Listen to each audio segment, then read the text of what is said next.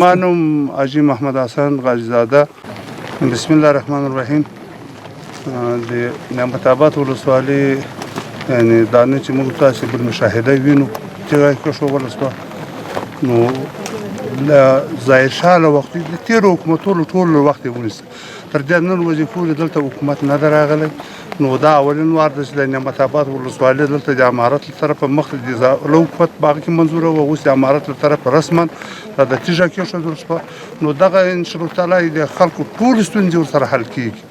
او نعمت آباد ولسوالۍ 110 کیلومتره پاکستان سره سرحد لري او تقریبا وسم په یو نیم سل 200 کیلومتره یو بل طرف ته د نعمت آباد ولسونه پراته دي خلک غریب دي خو ان شاء الله تعالی د ولسوالۍ د تیګو تعداد شو د خاطر باندې ان شاء الله تعالی په سلو کې سلوش پیسې د مشکلات خلکو ستونزې حل شي مخابراتي اړیکو مخابرات سیستم کلینیکونه او مکاتب دغه د انسانانو لپاره حیاتي ژوند کنه چې دا شان په یو منطقه کې نه وي نو هغه وطن کې ژوند ناممکن ده ژوند مشکل ده نو دغه اولین اولویت چې یعنی دغه د انسانانو په ژوند کې ورسره کومک کولای شي پرمختګ کې کومک ورسره کولای شي موږ د امارت نه په بار دا غوښتنه ده چې په دې شانو کې موږ سره کومک وکړي دا خلک له ټوله وخت تر دا نو وځي پورې د دې شانو محروم پاتې شوي هیڅ شی په ګومل کې نشته نه دولتي شی شته چې کومک ورسره شوی ده نه کوم بندونه شته نه کوم بل شی شته چې غریبي کې وکړي خواري کې وباشي د ګاونډي هیوادو حالات هم تاسو ته معلوم دي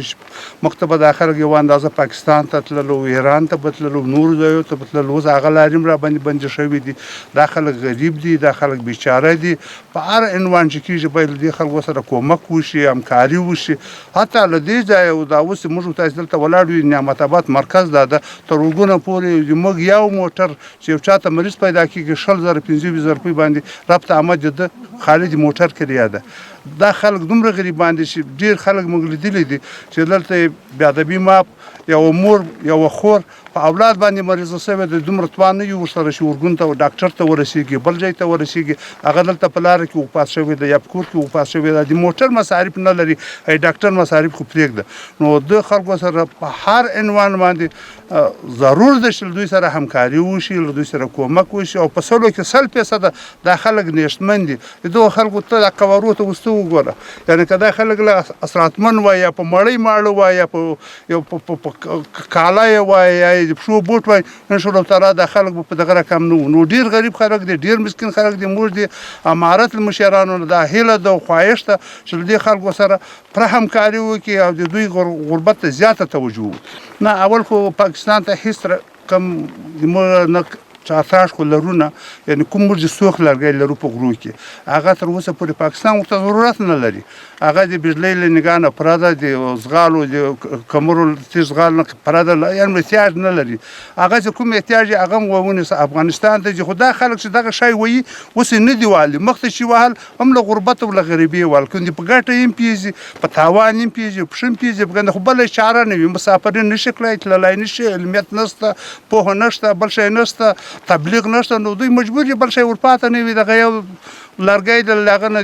ځان ډوډۍ پیدا کوي یا د خپل بچانو لپاره ډوډۍ پیدا کوي نو دا موږ تاسو د دین او د اسلام له نگاهنم په هر مسلمان باندې علم کول فرض دي